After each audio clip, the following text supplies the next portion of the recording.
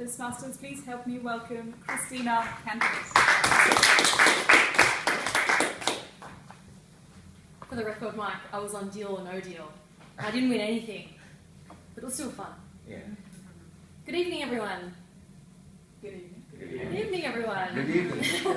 Or as they say in the Philippines, magandang gabi po sa inyong lahat. There they go. All right. Toastmasters, I just got back from a month in the Philippines. I got back on Saturday morning and I still probably need a little bit more sleep, but I'm doing good. I was there with Rotary International. I was there on a group vocational exchange program. And what happens is I was sponsored by Rotary clubs here to go over to the Philippines with 3 other young professionals. And over there we practiced our vocations. We gained experience and we met our professional equivalents over there. We learned how they do things and we're bringing what we've learnt back to Australia. And they sent a Philippine team over to Melbourne as well. And so while I was there, it was great. I gave seminars at schools and universities. I spoke at Rotary clubs and I met other training professionals too. So it was a really, really great experience. One thing I love about travel is learning all about the other culture. And living with host families definitely gave me a real insight to Filipino life. So today I'd like to share with you how to be Filipino in 7 simple steps. And I've only got a few minutes, so I'm going to have to go through them quite quickly. Step number 1, spend half your day in traffic. If you think that Punt Road during peak hour is bad, you ain't seen nothing. There are 20 million people living in Manila, and they all have cars. And they're all trying to get from one place to the next. It's normal for it to take at least an hour to get anywhere, whether it's to the other side of town or around the corner. And we would say to people, how long does it take to get to so-and-so from here? And they'd say, about 30 minutes. With traffic, 2 hours. So it's just crazy over there.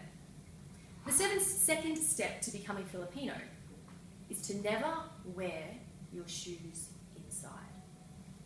They're very pedantic about taking your shoes off. I think they have this weird germ foot phobia over there. And not only that, you're not allowed to wear bare feet inside.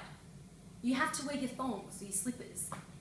And I would come down from my bedroom in the morning barefoot. You know, it's hot. We're Australian, we'll get about in barefoot. And my host parents would be like, no, thongs, put them on, it's dusty. And they'd freak out. I just thought that was really hilarious. So always take your shoes off if you're going into a Filipino's home.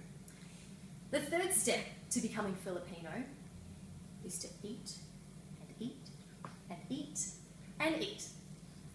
We got so stuffed full of food over there, it was insane. They actually plan their day around food. They have business meetings over lunch or dinner. It's not just coffee, it's not just sitting around, it's food. So they schedule in breakfast, they schedule in morning tea. Everyone gets a 15-minute break in the morning for morning tea. They schedule in an hour for lunch, and it's not to go. You don't get lunch to go. They don't even have drive-through McDonald's over there. You can't get lunch to go. You have to sit down and eat it. Then they schedule in afternoon tea, which is something they learnt from the Spanish when they were colonised by the Spanish. The interesting thing, though, is that I think that it's valid for Spanish people because they don't eat dinner until midnight. But then the Filipinos schedule in dinner at 6 p.m. and then midnight snack. So you definitely need to learn how to eat a lot when you're over there. And actually listening to Anil's speech reminded me of the huge disparity you see between the wealthy and the poor. And the wealthy often eat so much that they die of obesity-related diseases or kidney-related diseases. And then there's people on the street starving because they have nothing and they can only eat rice once a day. So it's quite sobering to see that difference. So that was step 3 to becoming Filipino. Step 4 to becoming Filipino is to sing. Sing loud, sing often, and always make other people sing. I was told that Filipinos like to sing, but something that I learned over there was that if you tell Filipinos that you like to sing, they make you sing. And I was giving presentations at universities and I was asked to sing, like in Q&A. I had one girl stand up and go, "Excuse me, Miss Christina, we hear that you like to sing. Can you sing us a song? This was to 500 graduating students. And I've never been put in that position before.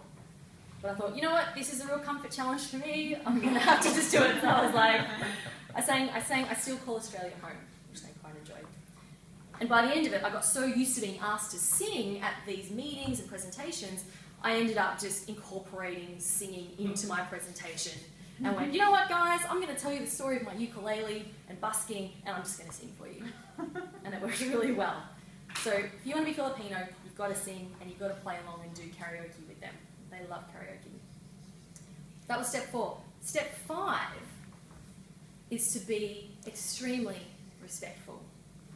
One thing they have in the Filipino language, Tagalog, that's the national language, they say po after a sentence or after a word to indicate respect. So, for example, thank you is salamat, but if you say it with respect, it's salamat po. And I found it really interesting how, because we don't have an English equivalent, they would say, you're welcome po, or thank you po. Even when they're speaking English, they say po at the end. So if you ever meet a Filipino and they say po, don't think that there's something weird happening with their mouth. They're actually showing you a sign of respect by saying po. And I love that because I don't think we have an English equivalent in Australia. I think the closest thing would be that we just say our words properly.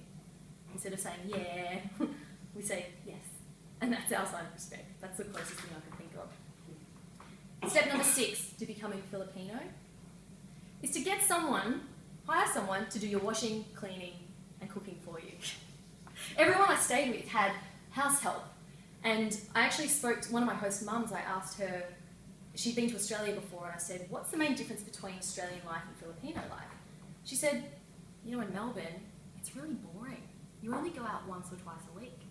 I was like, what? She said, here, I go out every single night because I have someone to do my cleaning, my washing, and my cooking for me. I thought, that's genius. Over there, most people who are well-to-do can afford to have help. And over here, not many people can. The 7th and final step to becoming Filipino is to be extraordinarily generous, hospitable, and friendly. I've never met people before where I've gone to their country, they don't know who I am, and they've been so unbelievably generous towards me. So if you want to become Filipino, go out of your way to feed people, drive them around, and hey, maybe do their laundry, dishes, and cooking. Thank you very much.